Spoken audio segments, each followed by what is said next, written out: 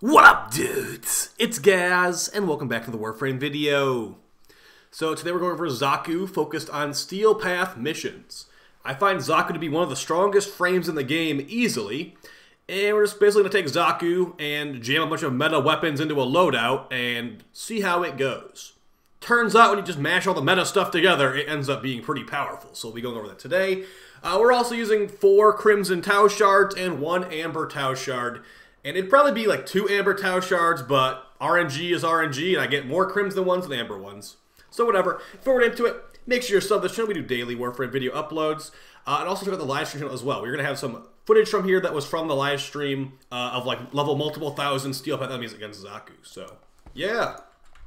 Alright, so Xaku is actually a frame that can be kind of hard to get for some people, but you get them from Deimos, they come from bounty rewards, and their materials are actually going to be basically from like almost every open world, I want to say. So, the idea of this build is going to be the helmet ability from Necros, Terrify, remove all the enemy armor, and then Xaku's Void Guns do all the work. You don't even need to use weapons for the most part, depending which types of enemies you're fighting. This is a build meant for using the Molt Augmented Arcane, so once you get fully stacked up, you will fully remove enemy armor in one cast of Terrify, while also getting full shield gates. That means you can basically just face tank like multi-million damage rockets over and over and over again. I'm just going to quickly show you how that works. So if you don't know how shield gating works, if you fully restore your shield once it's broken, you will get invincibility. And with the amount of shield gating we have here, we can get full shield gating from our first ability, third ability, or fourth ability. So this basically means you're invincible as long as you have energy. As you can see, these enemies cannot kill me, even though they are like pretty much just like hammering me with machine guns. Now we're about to run out of energy, and that's when you can potentially die. That's one of the things we did on this build, is to alleviate energy issues. We're actually running some specific mods. As you can see, the enemy's just running around doing nothing pretty much. So, yeah, Xaku's a very powerful frame. So what was actually happening there in that situation? Well, we were actually using the Grasp of Loke, the second ability from Xaku, which will remove, basically take the enemy's weapons away from them, and in turn, you will take those weapons and make them void versions that will deal void damage per shot, and this damage from these void guns scales with enemy level. So, void damage is not the best against unarmored enemies. That's why we have an armor removal skill from Necros Terrify. Now, Xaku normally does have an armor removal skill, which is, I think it's called the Lost or something like that, but it's just really annoying to cast it, honestly, because you have to target an enemy, and the enemies nearby will be armor stripped. It can be okay once you have it already rolling, but this ability is extremely easy to use, and actually has relatively low power strength requirements. We're actually lower power strength requirements than Xaku's ability normally requires for armor strip, which is 200%. We can go to 170, actually 167, and be fully armor removing enemies. Now, some things to keep in mind here is that things like, enemies like Acolytes are not affected by this armor strip for some reason, but most other enemies are. For example, the Thrax enemies in Cascade missions are affected by Terrify, but again, like I said, Acolytes are not. So that's what we actually went for with some of our Archon shards today. We are taking one of the things that Xaku's Void Guns are not usually amazing against, Acolytes, and we're going to be using the Glaive Prime to just insta-kill them. Like I said, we're jamming all the meta stuff together. So let's get into the builds right now. Some things that are going to be weird with Xaku that maybe, if you're not a normal Xaku player, you wouldn't be aware of. So, the amount of Void Guns you can maximum steal scales with range. Also, duration does not matter too much on Xaku, as the fourth ability, the Vast Untime, will pause the timers for your abilities that are not Helmet abilities. So, for example, if we had like Gloom on here or something like that, actually that wouldn't even work. But yeah, Terrify is not going to have a pause timer. Elemental War is not going to have a pause timer. Helmet abilities are not affected by the Vast Untime's ability pause timer. But what will pause is Xata's Whisper, which gives us a void damage buff, also pretty easy to shield gate from, and also the duration timer for Grasp of Look. We steal their guns, we can hold on to those guns until the duration goes away. So you want to make sure you're able to recast the Vast Untime. This will also make enemies slowed and take increased void damage. So void damage from your second ability, increased void damage from your 4. Very nice together. Remove all the enemy armor, it will shred level 10,000s instantly. And I'm not even exaggerating. So, the idea of this build is we want to get full shield gating from any ability cast, not just Terrify. I know some people like to do a negative efficiency, or rather a negative duration build with Terrify Shield Gate. I didn't think that was really for me. But yeah, we got Brief Respite, so whenever we cast abilities, some of the energy spent is going to be turned into overshields, or rather shields when overshields are not active, and we're stacking that bonus with Augur bonuses as well. So we have Augur Reach on our frame, and then whatever pistol you end up going for, I'd say mod it for Viral Procs, and then put on Augur Seeker and Augur Pact on here as well. Adding this together, we have 270% Shield Restore. When we combine that with Brief Respite, that will be enough to Shield Gate from your 1. Like I said, we want Viral Procs here. Since those Void guns scale with enemy level, Viral Procs pretty much breaks the math, because Viral Procs increase all damage dealt to that enemy.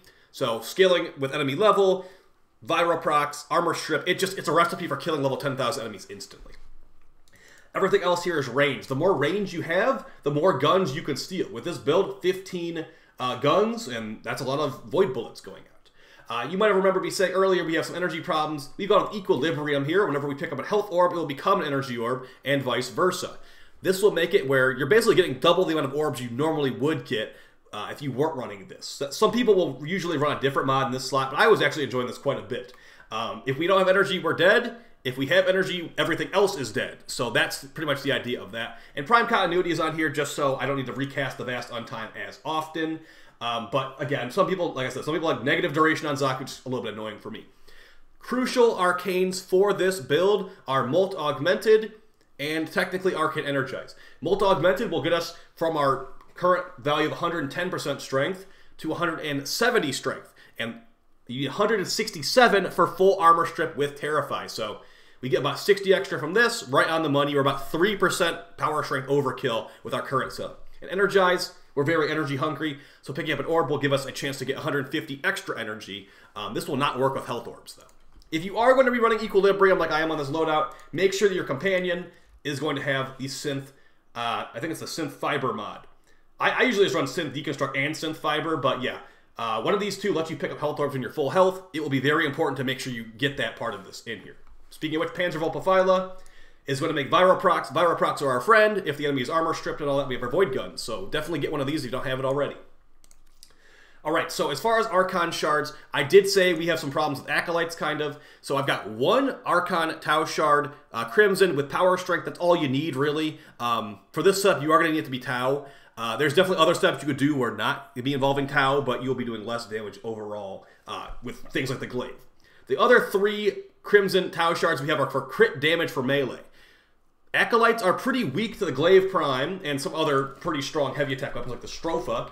So I just say what heavy attack weapon you like to use on Acolytes, that's what I'm going to be using here. Just jam that on there. Heavy attack build. This can one-shot level 10,000s.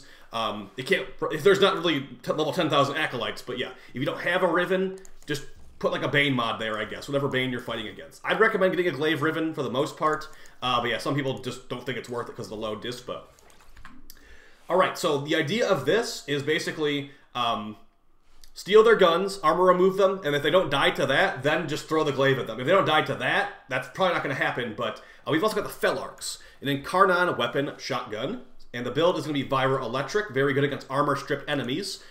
So what you're going to do here is go with the Incarnon mode, Devastating Attrition, 50% chance to deal 2,000% increased damage on non-crit hits. This stacks very nicely with Zata's Whisper, and also this thing just hits really hard overall anyway. So you want to make sure you're not building for crits really, and just get tons and tons of kills. This Felarks can kill level 10,000s as well. Everything we're showing in the video today, besides like the Compressor really, can kill level 10,000 enemies on the Steel Path. So in the footage right now, I'm not using the Glaive Prime. After I did this mission, I'm like, okay, maybe I should run something for Acolytes because my Acolyte kill was not the best. But yeah, this is going to be very, very powerful. As far as some other Helminth options for Xaku, I know a lot of people like Nourish for Xaku, and some people like Roar for Xaku, some people like Ensnare for Xaku. Xaku has lots of flexibility, and honestly, Xaku is one of those frames you can just do no Helminth on as well, kind of like similar to Nidus and Harrow. Very, very powerful frame. Here comes an Acolyte. And the Glaive Prime is it's some of the nastiest power we have in the game. Force slash procs, exploding slash procs through walls. And then the Felarks, all Incarnate weapons have extremely high power as far as damage is concerned. So yeah, you're just jamming all the good stuff together, and it's working out pretty well. So let me know if you guys have any opinions on this in the comments down below. Like I did say earlier, There's flexibility to this. I'm just running the Compressa because I had it equipped. I'm running the Felarks because it's good with Xaku. And even this footage, I had the Praetos equipped just for more mobility. So as far as Xaku, should everybody have them? I'd say if you are looking to do high-level missions like this is one of the easiest frames in the game for high-level missions, as long as you know what you're doing. As long as you know how to shield gate, you know how to use rolling guard and all that, you're going to have a great time. You'll be able to kill stuff with abilities very easily. It's not as easy as Revenant, because Revenant doesn't even need to shield gate, which is crazy. And Revenant can also kill level 10,000 enemies with abilities. But I just find Xaku very nice. Like, as you see right here, this Thraxus here, the Void Guns didn't insta-kill him. A couple bullets on the Felarks, and he's done for. Now you might be like, why are you not using double dash from Mataride to get that power strength number you're looking for, 167? Realistically, the reason I'm not doing that is because it's annoying. Having to double dash from Mataride to get and to have your 40% extra power strength and basing your build around that, I don't really make builds like that because I find that to be a headache personally.